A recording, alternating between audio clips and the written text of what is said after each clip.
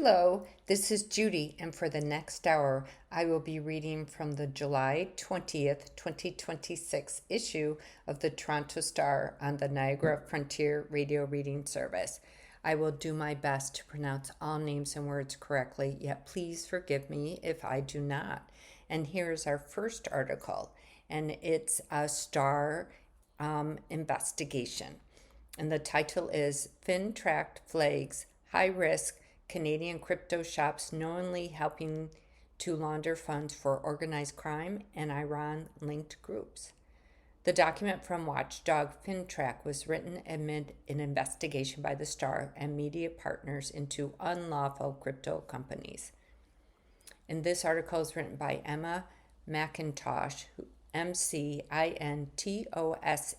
who is an investigative reporter, and Sheila Wang, Wang, who is also an investigative reporter. A broad swath of crypto businesses in Canada are intentionally acting as conduits for money laundering, Iran-linked sanctions evasion, and organized crime, the federal anti-money laundering watchdog has found.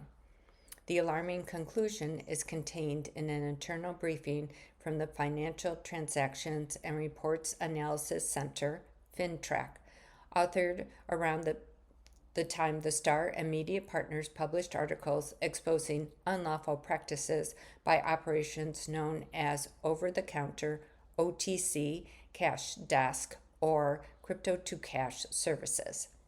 Cash desk, and that's DESKS, allow customers to quickly swap large amounts of virtual currency for cash, or the other way around, without going through the traditional banking system and its more rigorous controls.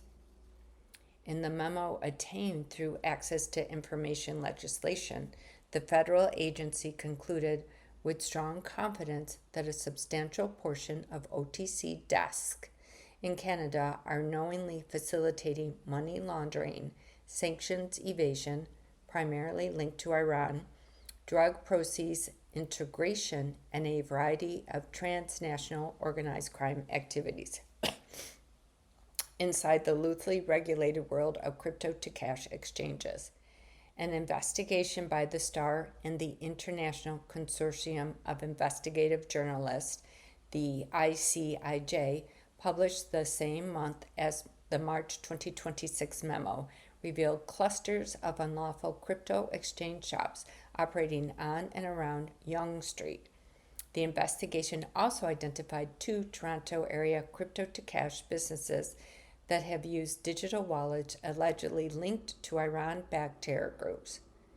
Many businesses in Canada offer crypto-to-cash services legally, but the Star ICIJ investigation found a growing number appear to be openly flouting the rules by operating without registering with FINTRAC, and that's FINTRAC, a key requirement meant to deter money laundering and terrorist financing.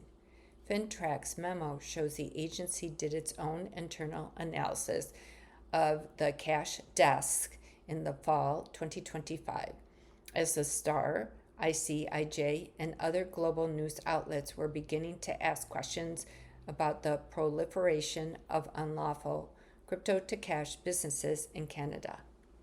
In the memo, FINTRAC said crypto-to-cash desks tend to be attractive to individuals seeking speed, discretion, or anonymity, and the sector is heavily exploited for illicit purposes.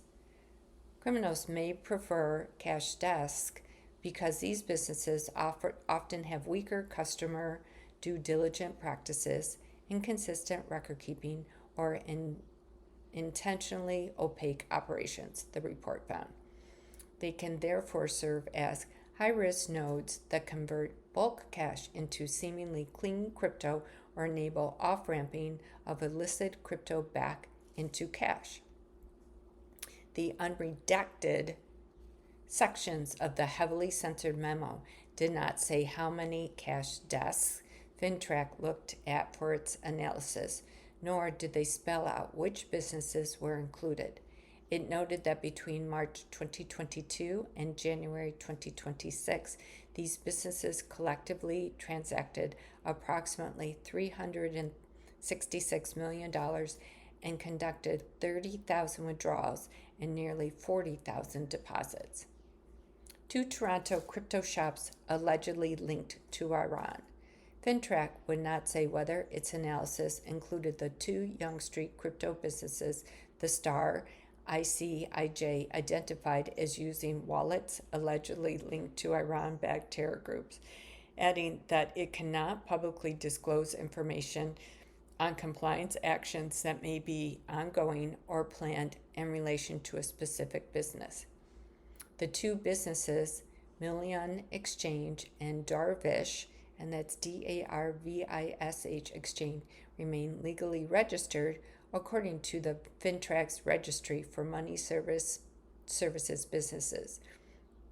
A spokesperson for Million Exchange previously told the Star that, for safety and security reasons, the company does not own any cryptocurrency wallets, and that the wallet in question was controlled by another company that helps Million Exchange settle payments. Darvish did not respond to the Star's questions. It was added to FINTRAC's registry of authorized crypto businesses 2 weeks after the Star reached out to the exchange.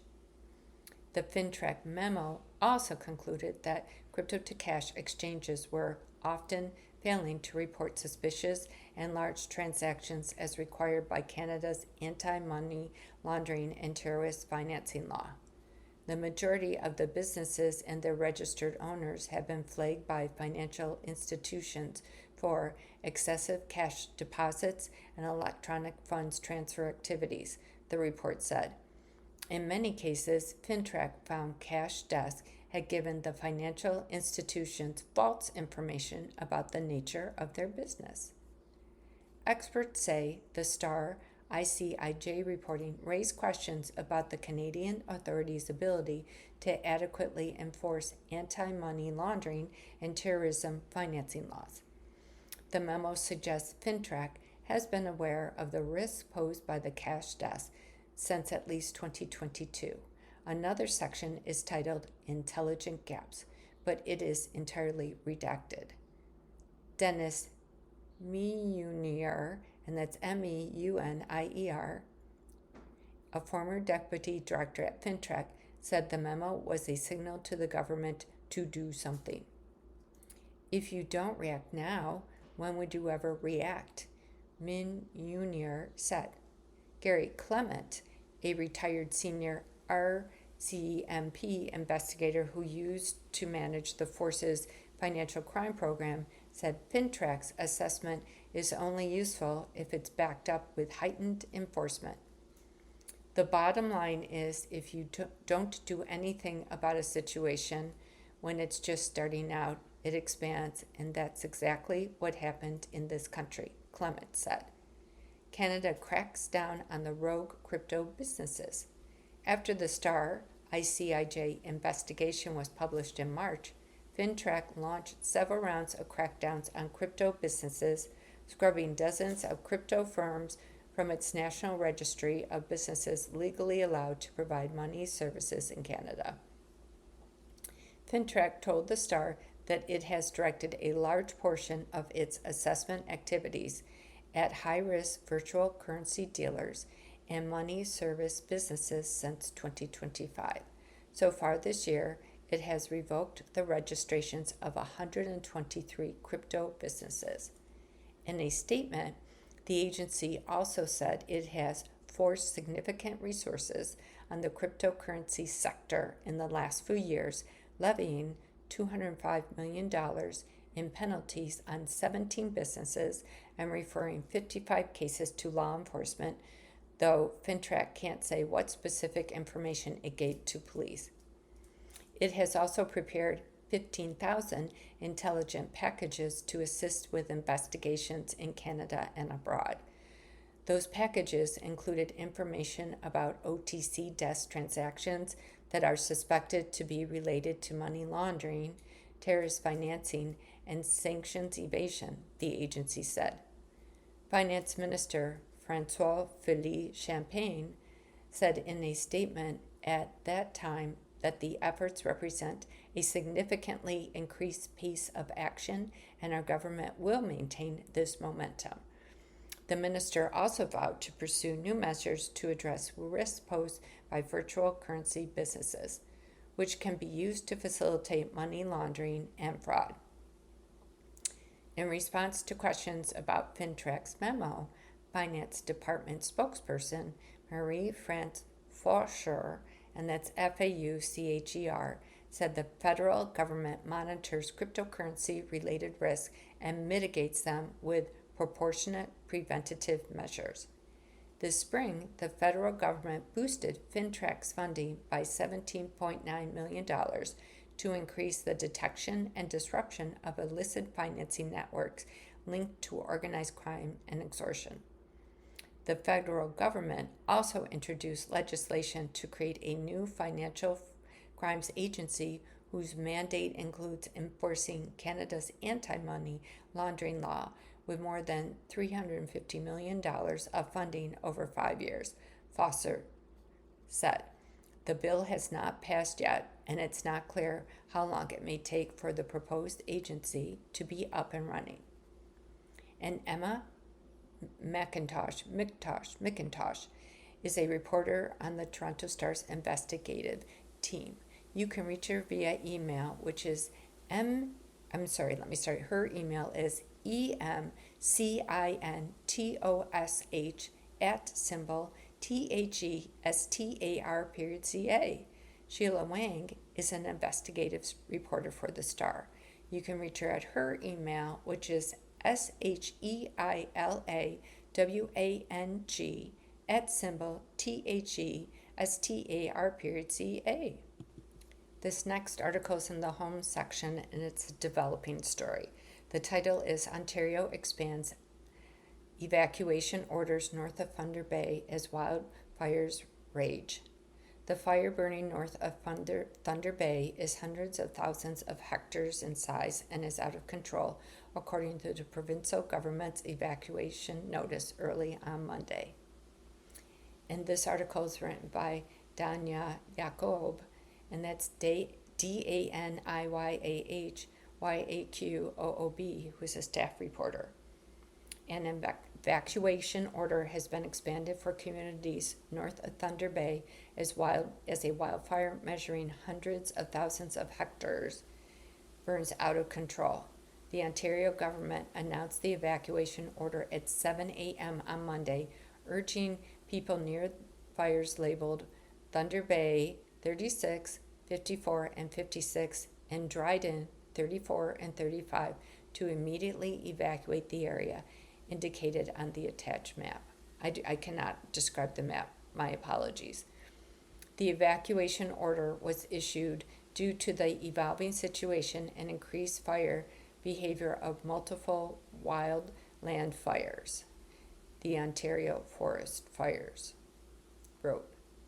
The Gull Bay First Nation and White Sand First Nation north of Armstrong are among two of the communities included in the active evacuation order. The fire, dubbed Thunder Bay 36, is one of the largest in Ontario, measuring more than 318,800 hectares. It's burning in Wabakimi, and that's Wabakimi Provincial Park, but has sprawled south, inching closer to Armstrong and Gull Bay. Despite recent rain in the area that temporarily reduced fire activity, the blaze is still considered out of control. Fire ranger crews and heavy equipment operators are assigned to suppression efforts, the provincial government said in its notice.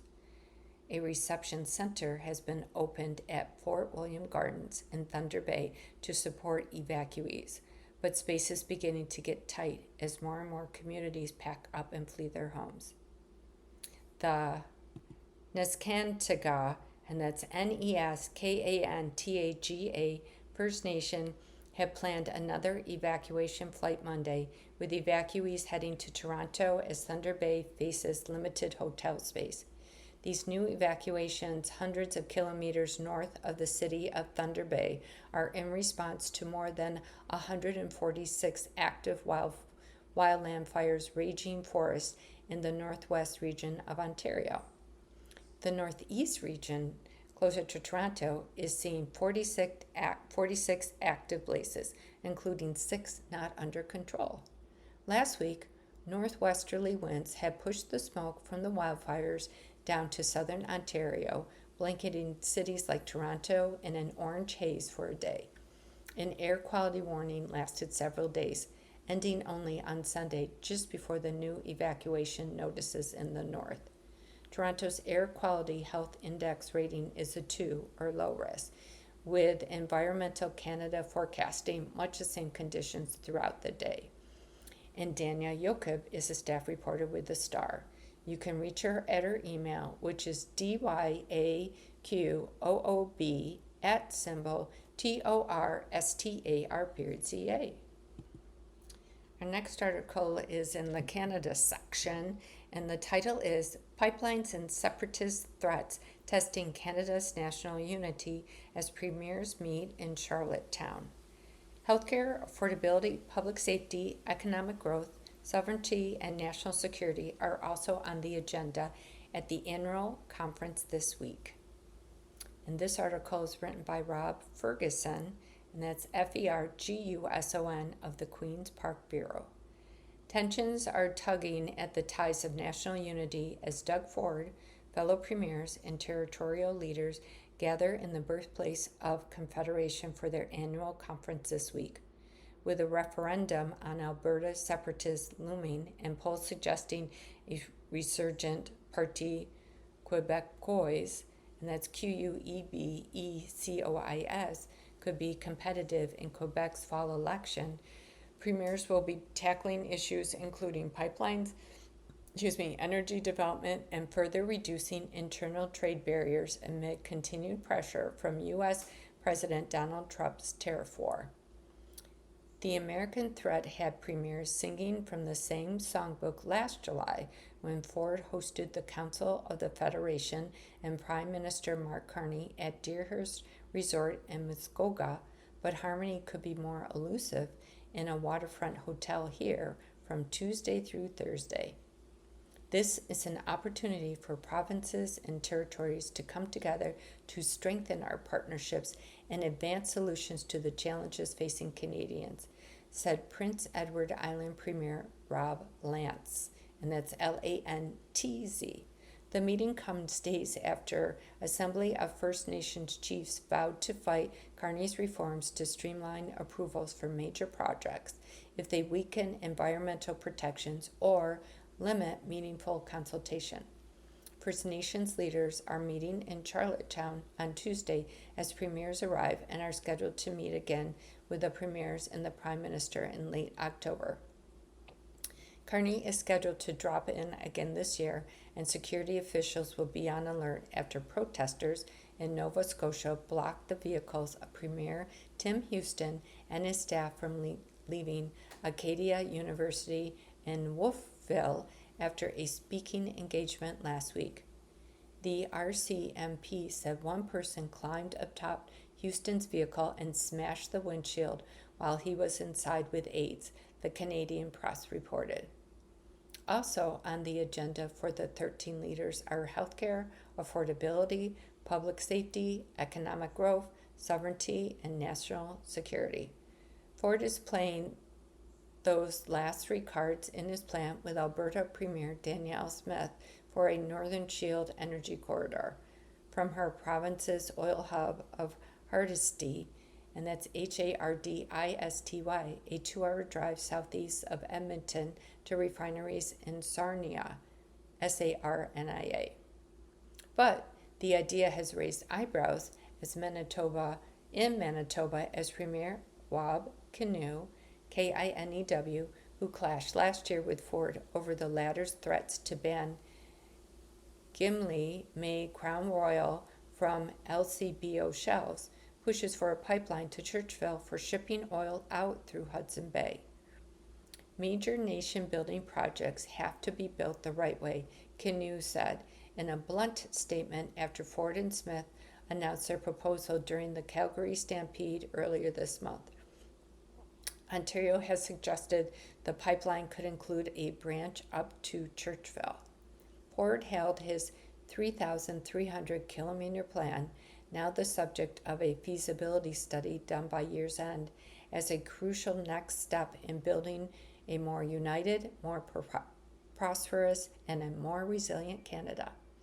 In Windsor on Thursday, the Premier boasted that the pipeline and expanded refining capacity could bring 10,000 jobs to southwestern Ontario, and noted Michigan had tried to shut down an existing pipeline under the Straits of Mackinac, Mackinac. Never again will we be held hostage, Ford said at a hospital groundbreaking in the border city. Michigan's concerns center on the risk of a rupture in the oil and natural gas pipeline, which began operating in 1953 beneath the straits connecting Lakes Huron and Michigan. From Edmonton, Smith's office said her province needs more ways to get its oil to market. Alberta will continue to advocate for policies that remove federal barriers to trade and investment so that we can get major nation building projects built, get more of our resources to market, and drive more generational economic growth as a world-leading energy superpower, her Director of Communications, Sam Blackett, and that's Blackett, told The Star. Facing criticism because the proposed Northern Shield project lacks a private sector proponent and could cost taxpayers $33 billion, Ontario Energy and Mines Minister Stephen Lecce, LECCE, polished the sales pitch for a sovereign energy corridor last week in Sarnia. He warned a reliance on pipelines through the United States, the way Ontario gets much of its oil from the West, is folly. We can and we ought to be refining, manufacturing, mining, processing more here at home, Lecce said in an appearance with longtime Sarnia Mayor Mike Bradley, who also hit the national unity angle. It produces wealth for every part of the country, said Bradley, who is up for re-election in October and keen on the promise of more local jobs. We're having an adult discussion about this industry and treating it with the respect it deserves. Oil pipelines, however, are getting blowback from groups concerned about climate change. It is darkly ironic that on a day when wildfire smoke turned Ontario's sky orange and Toronto ranked as the worst cities in the world for air quality, the Ontario government chose to make a sales pitch for more oil refining and a massive new pipeline, said Emily Hunter of Environmental Defense. It's clear that the provincial government is completely out of touch with the climate crisis unfolding outside our windows. The focus at the recent premiers' conferences has been on taking down more and more internal trade barriers as Canada looks to boost its economy to offset the negative impacts of Trump's tariffs. In the last year, Ford has signed a number of agreements with other provinces doing just that on products like alcohol and food and issues like labor, mobility, and joint recognition of credentials for skilled workers. Discussions on renewing the Canada-United States-Mexico Trade Agreement, known as CUSMA, are also on the agenda as federal officials talk with their counterparts in Washington, D.C. And Rob Ferguson is a Toronto-based reporter covering Ontario politics for The Star. Our next article is titled, Canada Child Benefit Payment Amount to Increase Monday with July Installment. The next installment of the CCB, which has been increased since the previous year, will go out on Monday. And this article is written by Danya Yaakov, and that's DANYAHYAQOOB staff reporter. The Canada Child Benefit CCB payment amount is set to increase by more than $100 per child. the Canada Review Agency announced, as the next installments land Monday. On Friday, the CRA said it was strengthening the CCB program, a monthly tax-free payment for Canadian families, by increasing how much each family is eligible to receive. The CCB will now provide up to $8,157 per child under the age of 6, up to $6,883 per child aged 6 to 17. This represents an increase of up to $160 per child under age 6 and up to $135 per child aged 6 to 17 compared to the previous year, helping families manage everyday expenses such as groceries, clothing, and childcare, the CRA said. Right now, the CCB helps more than 3.6 million families caring for more than 6 million children, according to the CRA, totaling about $30 billion in annual tax-free payments. The increased payment will go out on Monday after the CRA recalculated each family's eligibility and benefit amount based on their tax information from the previous year. And Danya Jacob is a staff reporter with the Toronto Star. You can reach her at her email, which is dyaquoob@torstar.ca. And you are listening to a reading of articles and features from the Toronto Star on the Niagara Frontier Radio Reading Service. Our next article is under the Canada section, and the title is Ottawa to temporarily ban foreign nationals traveling from Congo over Ebola risk.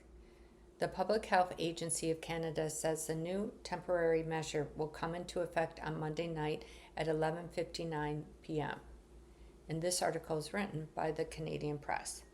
The Liberal government in Ottawa will ban foreign nationals who set foot in the Democratic Republic of Congo in the past 21 days from entry to Canada due to the risk of importing the deadly Ebola disease.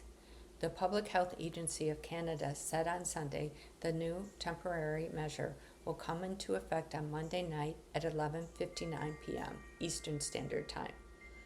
Commercial and private air carriers are also not allowed to board those foreign nationals on flights into the country. The World Health Organization says Congo's current Ebola epidemic has become the third largest on record.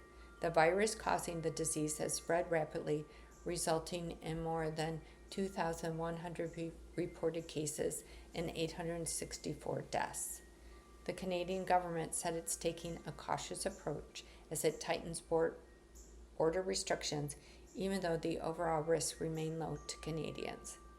Limiting entry of foreign nationals who have been in Congo in the previous 21 days may reduce public health risks for Canadians, the Public Health Agency said in a statement on Sunday.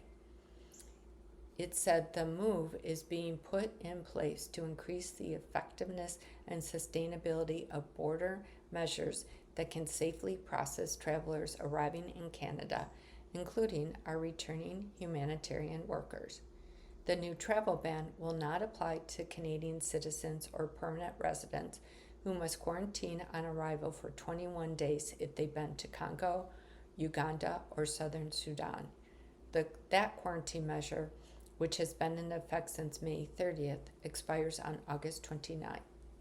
The government agency noted there have been no domestic cases of Ebola reported from travelers returning from countries suffering outbreaks. These temporary border measures are out of an abundance of caution as the health risk to Canadians from Ebola disease is considered low, the Public Health Agency's Sunday statement further said. Even if an infected person made it into Canada, federal health officials have previously said transmission would likely be limited. The viral disease spreads through direct contact with the bodily fluids of infected people or animals. Symptoms include fever, vomiting, diarrhea, and bleeding. The Bundibugyo, Bundibugyo virus that is driving the current outbreak is less common than other viruses which cause Ebola disease. There is no approved vaccine or treatment. standard air travel between the two countries is low volume. About 1,000 people travel between Congo and Canada in a month on average, according to a public health agency assessment from May, and Canadian citizens make up about 40% of those travelers. Travel tends to be highest between June and September. Historically, Ebola outbreaks in Congo have not led to importations to Canada. U.S. President Donald Trump's administration recently unveiled a new policy barring American citizens from returning from Congo until they spend 21 days quarantined in a third country. And this report by the Canadian Press was first published July 19, 2026, and includes files from the Associated Press. Our next article is in the sports section, and it's about the Blue Jays. How the artists behind Joe Carter's walk-off homer statue created a monument to the Blue Jays World Series titles. The sculptors behind the statue outside of Rogers Center reveal how they brought iconic 1993 World Series moment to life. And this is by Gilbert Ngabo, Ngabo, who is a sports reporter. Omri Amrani, and that's Omriamrany,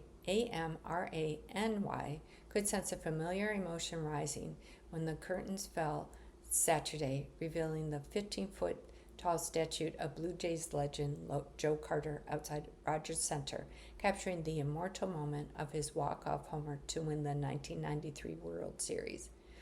He has felt it many times before. A longtime artist with the Rotblatt Armory Studio, and that's ROTBLATT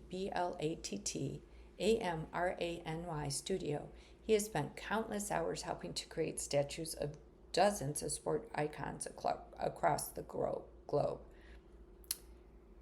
They include legendary coach Pat Riley of the Los Angeles Lakers 2026, Dwayne Wade of the Miami Heat 2024, Dustin Brown of the Los Angeles Kings 2023, and Dirk Nowitzki, and that's Nowitzki of the Dallas Mavericks 2023. That feeling is a mixture of excitement and appreciation for having played a role in bringing something to life that will be shared by generations of admirers for years to come. You feel among the family of the diehard fans that for many years support a team that won championships, in this case back-to-back. Armory told the Star after the unveiling of the statue, "You look at them and you see excitement. It's an honor to be a part of it." For 15 months, Amrani has worked alongside fellow sculptor Lou Cella, Cella, to complete the statue, from concept development design to the final product. Carter visited the project twice, once in the early stages and then near completion, and he felt they had nailed it. Celia, who cites Armory among his mentors, has been the sculptor of statues of sports stars including Ichiro Suzuki, and that's Ichiro Suzuki of the Seattle Mariners 2026, Mark Burley, and that's Buehrley of the Chicago White Sox 2025, Fergie Jenkins of the Chicago Cubs 2022, and Edgar Martinez of the Seattle Mariners 2021. Being able to work together is great. There will be arguing, but at the end of the day, there will be something we're very proud of, Cella said. Statues can be controversial when fans don't feel they look like their subject. A bronze bust of Cristiano Ronaldo faced online backlash when it was unveiled at a ceremony to rebrand the Madeira International Airport in 2017 in Portugal. The Carter statue creators know that risk well. Along with Oscar Leone, Armory created Wade's statue, which was mocked last year when it was revealed in Miami, and even the Heat legend wondered who it was. Armory doesn't take the criticism personally. Even when we sculpted Michael Jordan, some people came and said it doesn't look like him, said Armory, advising fans to simply get used to it, the different looks. The statue of Joe Carter celebrates the back-to-back World Series championships and weighs 6,200 pounds. Two sides list the 1992 and 93 rosters. The front has a Blue Jays logo and the back-to-back World Series champions. One side has the iconic call from the broadcaster Tom Cheek. Touch 'em all, Joe. You'll never hit a bigger home run in your life. Joe is jumping in the air, yelling and smiling. Some people simply don't look like themselves when they're making those kinds of extreme expressions, Armory said. With Joe, that's such a memorable image that every Blue Jays fan, even every baseball fan through the decades, will remember that moment and what it looked like. So that was very natural. The statue in Toronto was generally well received. It looks like the Carter that I remember from that game in 1993, said Sheila Kaplan, Caplan, a lifelong Blue Jays fan who was among hundreds of fans taking pictures of the statue while the game against the Chicago White Sox was underway.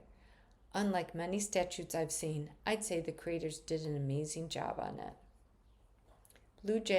Blue Jays fan Ahmed Dhilo, and that's Dhilo, said he preferred this sculpture much better than the Ted Rogers statue that was moved earlier this summer to Rogers' corporate headquarters.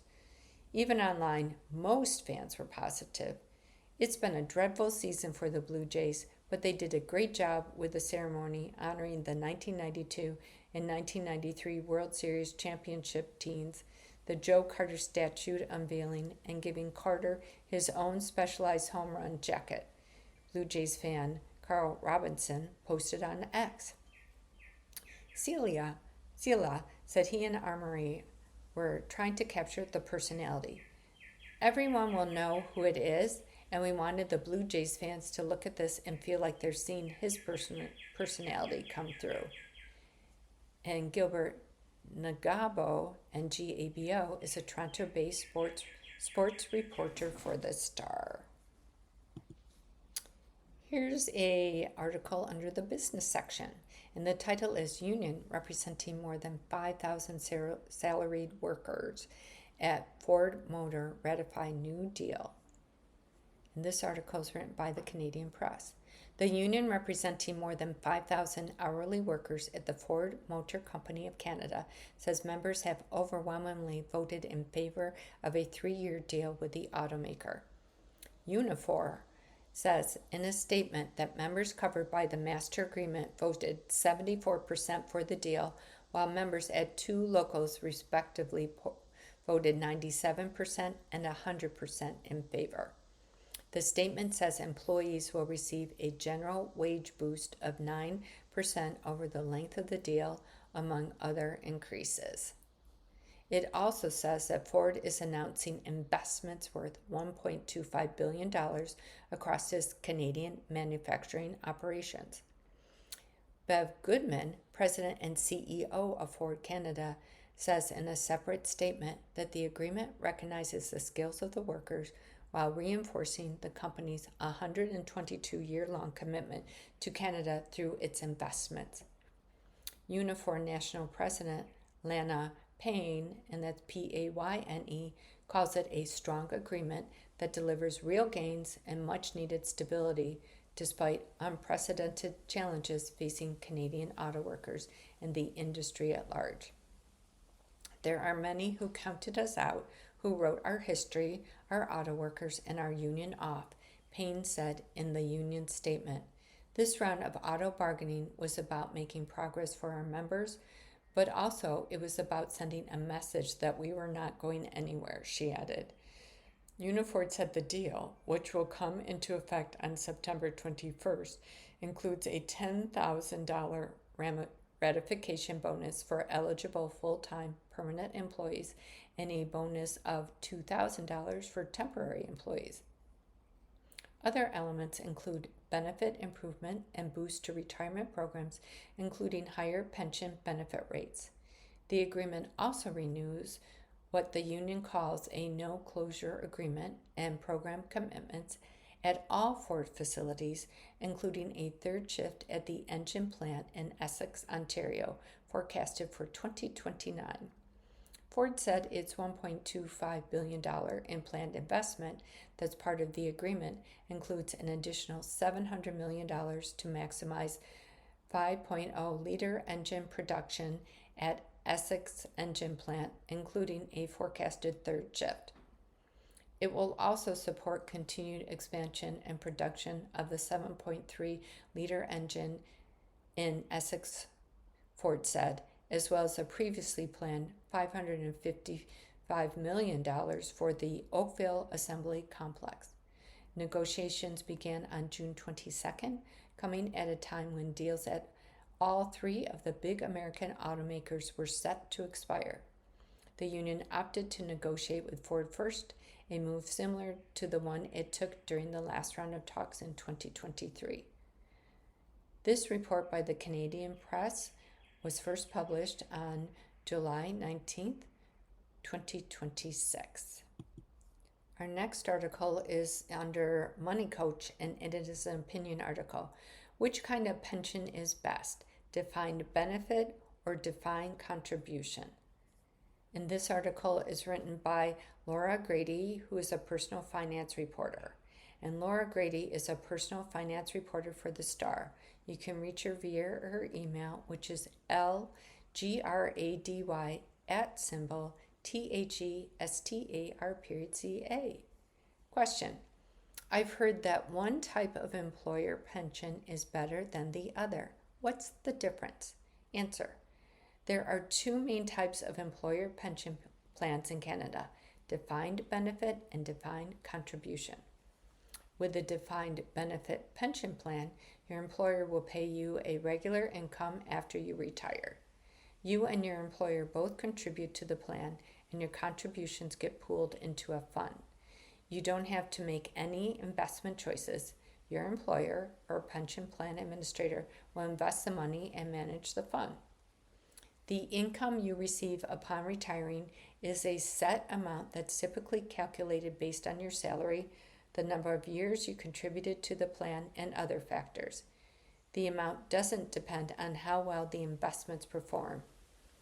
With a defined contribution pension plan, you and your employer will typically pay a defined amount into the plan each year, but you won't know how much you'll get when you retire.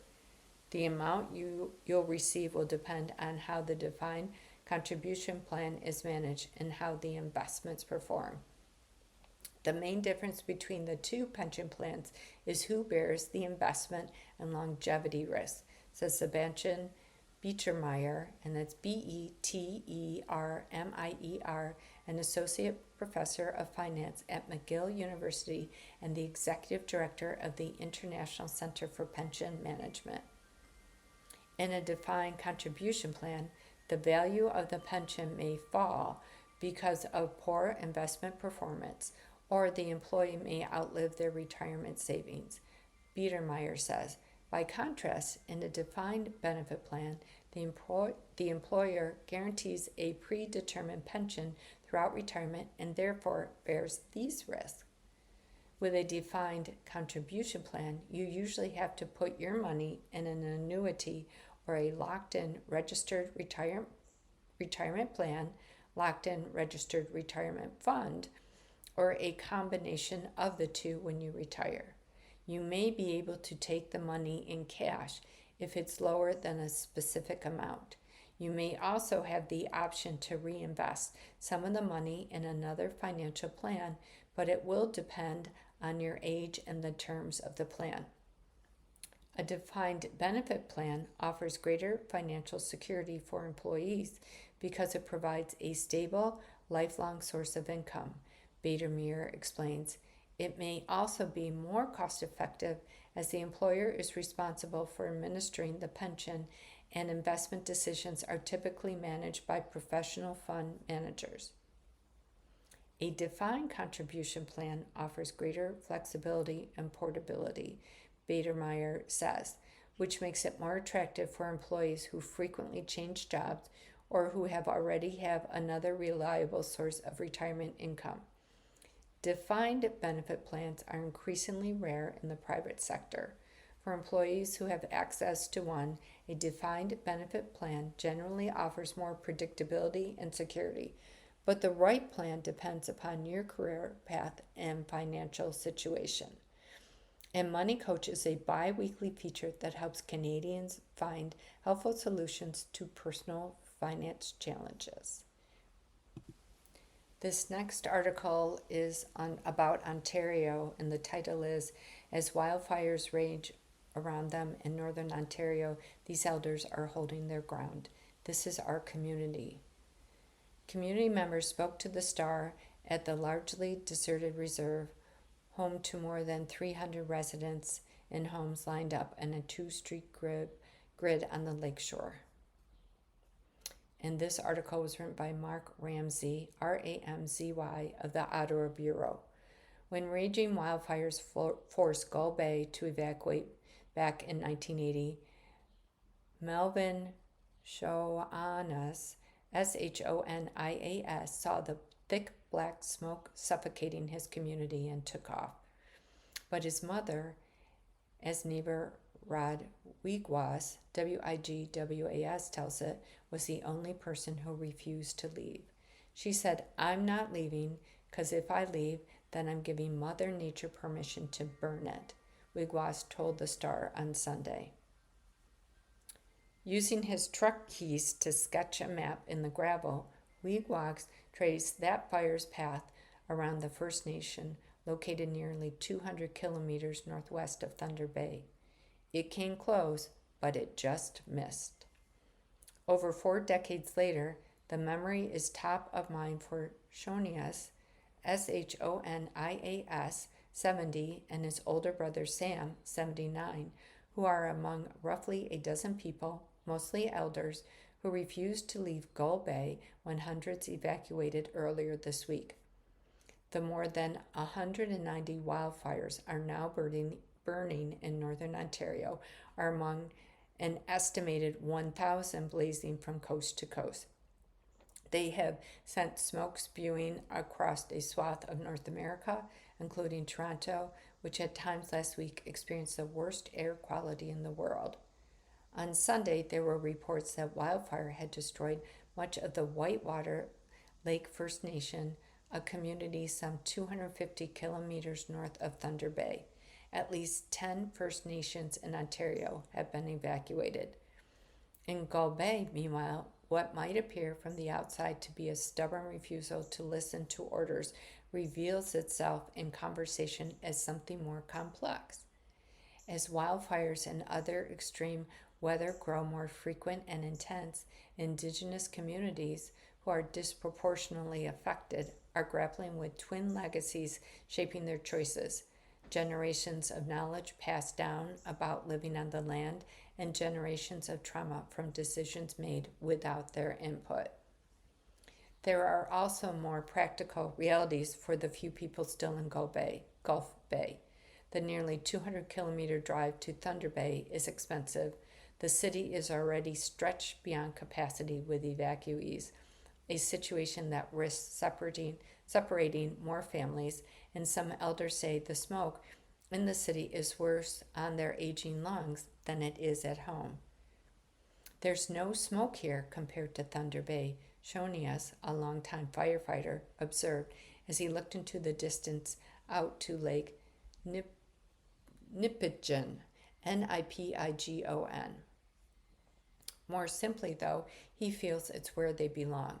This is our community. We can't just abandon it, Shonias said. I have no intentions of moving. I'm going to stay here till the end. Ontario's information map listed Gull Bay and much of the surrounding area as being at high risk from wildfires, and late Sunday night, the government announced further travel restrictions in the area. Ontario government criticized for its communication. Community members spoke to the Star at the largely deserted reserve, home to more than 300 residents in homes lined up on a two-street grid on the lakeshore. The Ontario government has been accused by several First Nations recently, including Gull Bay's leadership, of lacking communication amid panic over the fast-moving wildfires in the region. The First Nation ordered the evacuation amid fears of fires getting closer earlier this week. Premier Doug Ford has said the province is employing absolutely every resource we can possibly throw at this. His government has defended its communications and rejected criticism of a slow or underfunded response. As he spoke to the Star, a dog strolled outside its home, wagging its tail at the sight of strangers. Some of those who chose not to evacuate did not want to leave their pets behind, said Wigwa's brother, Hubert. With Thunder Bay pushed beyond capacity as it houses evacuees from across the region, some Gull Bay families have found themselves crowded into small hotel rooms or separated altogether, Hubert said. It's a stark contrast to the community's 1980 evacuation, when everyone stayed together. Everybody here, we want to be together, Hubert said. It's almost like we're all one big family here. It's not like they're unprepared. It's not like they're unprepared for danger. Pausing his work on his truck's tires, Hubert, a counselor in the First Nation, pointed the Star to a DIY sprinkler system he has set up on top of his home's roof to fend off any falling embers. Hubert then walked over to the lakefront, where he pointed to 5 small boats sitting on the shore. They're all gassed up, ready to go, he said. Worst comes to worst, we'll just jump on and go across. History still fresh in the minds of elders.